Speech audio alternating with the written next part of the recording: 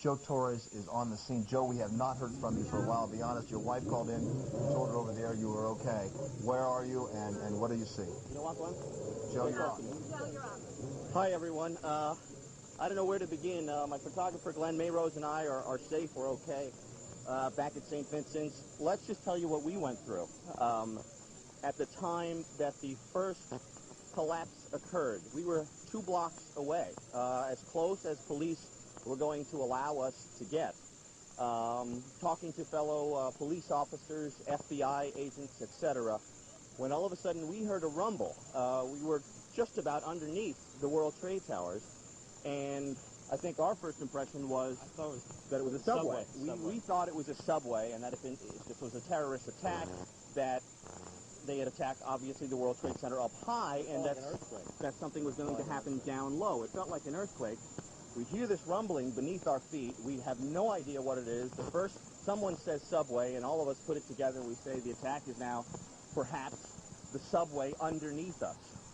We didn't know what direction to run. The crowd immediately started running up Church Street from lower Manhattan. The police. At this point, it's anyone go where you think you can get safe. It was a full sprint for FBI officers, for NYPD, for fire, for press, for media, for victims who had come out of the towers, not knowing what this is happening.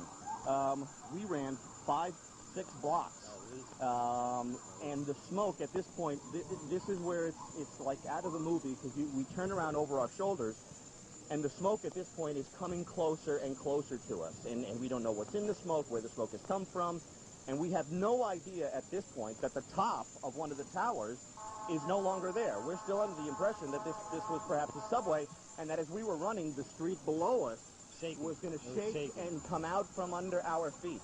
About 10 o'clock this morning, photographer Glenn Mayrose and I stood at 7 World Trade Center, the Twin Towers still piercing the clear blue sky. Moments later, a thunderous rumble.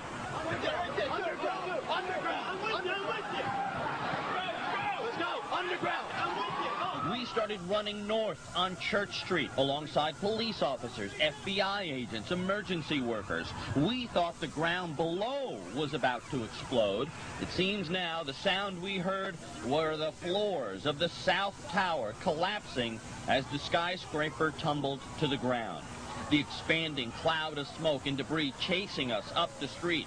I screamed at Glenn, weighed down with his camera, batteries, and tapes, to keep moving. Come on, Glenn, you can do it, Glenn.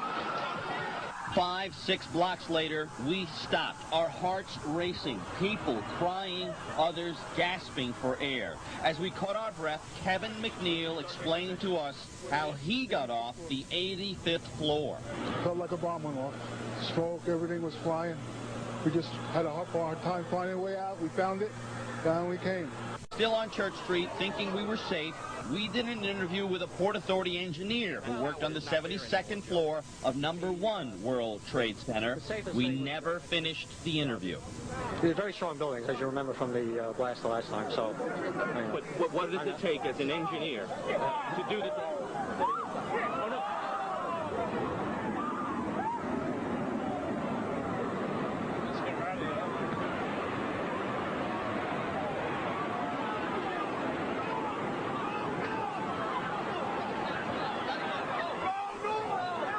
The frantic dash up Church Street resumed after the North Tower came down.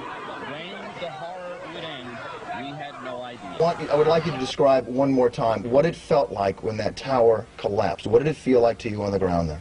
We were standing probably about 3 blocks away, advancing toward the scene to try and gather some photos and some videotape, and it felt like the entire ground shook. It felt like what it feels like to be in a earthquake. The ground was shaking, followed by plumes and plumes of overwhelming smoke and flying debris, ash and pieces of the building. As the ground was shaking, was there sound with this, Nina? There's a tremendous booming sound, and then it just felt like a rumbling, but it didn't sound like an explosion. It sounded like a loud rumbling, and then the next thing we saw were the streets.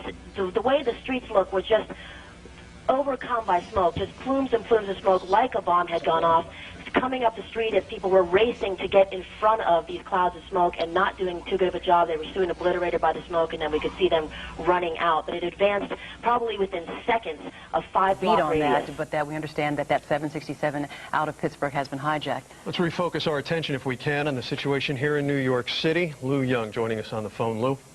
Well, we were just trying to get to City Hall a few moments ago. Walking down from Canal Street, everything, as you know, was completely blocked. Seas of people coming the other way, dumbfounded by the collapse of the first tower, and some of them covered with soot, many of them trying to just get out of town. City Hall, of course, was blocked off at that point because it was literally in the shadow or the potential fall zone of the second tower, which was at that point in danger of falling. We worked our way around to the south, trying to link up with some personnel, and we heard the warning that it was coming down. It seemed like it was just a panicked crowd running, and then the rumble began, and it was like an earthquake. The ground shaking. People took refuge in doorways. And then, following that, an immense cloud of dust. My partner kept telling me the building's coming down. I'm saying, no way, no way. And next thing you know, we heard that a noise that I'll never forget. It was like a creaking, and then next thing you felt the ground rumbling. I didn't think they were going to fall. After being there in '93 and seeing the damage that was done at the bottom of those columns, that was some blast, and I didn't think so at all. When we were putting those towers up, in our wildest dream, those towers were built not to fall. And there was a dust. You were walking in dust maybe up to your ankles. It just started with a gigantic rumble, folded in on itself, and I remember a rumbling sound right before. Subway, and they were worse off than we were. It looked like a bag of cement had just been poured all over them. And I was asking around what happened, because we didn't know. Was there a bomb in our building? We were right across the street from a federal building, so I assumed that's what got hit. And then the woman from the subway goes, no, the bomb was in the subway. We all thought we were right in the center of the bomb because nobody had an idea what was going on. The towers fell. I know it registered on the Richter scale. And for instance, the Federal Reserve Building, their walls cracked. And there are actually signs, you know, if you go on a tour through there where you can see evidence of it.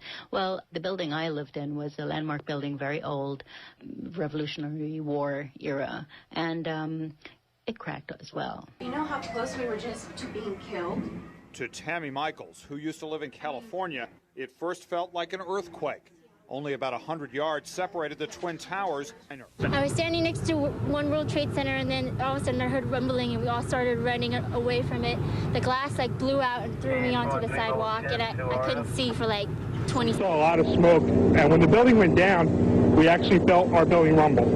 Like I could feel it, you know, and it's hundreds of miles and was registered in seismic devices as far north as Maine.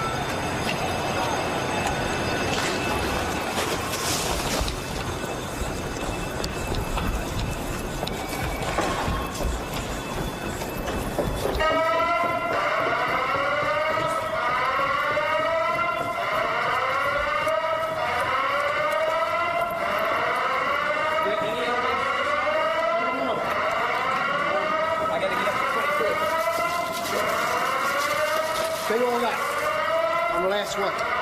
There's nobody up on 23? No, they evacuated everybody down. All right, they're probably going to the bus. Thanks. Yeah.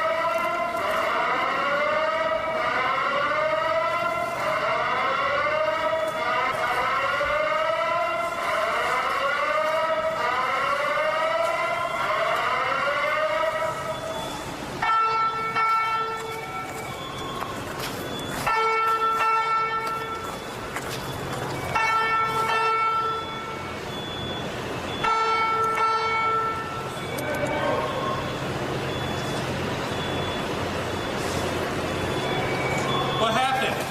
Did the side of the building come down? I don't know. Something fell. What did you see? It was pretty clear at one point, and then there's a whole bunch of smoke and glass. And I think we're just about the last ones in this building right now. I think you should leave. Everybody else is gone. Okay. I'll just make sure that there's nobody else coming downstairs. What do you think happened? I hear the top of the building fell down. Fell over on us. I don't know. I haven't seen outside yet. Have you, when were you here? Were you here after the planes landed? As a matter of fact, we're standing right underneath Sixth World Trade when the building actually, the plane hit it the first time. Describe it. A plane, the engine screaming, and then just an explosion. Glass. Then everybody was running around trying to get away. Have your name and spell it? Bennett. B-E-N-N-E-T-T-E. Sergeant? No, Secret Service. Secret Service? How do you want your title? OST. OST, thank you. All right.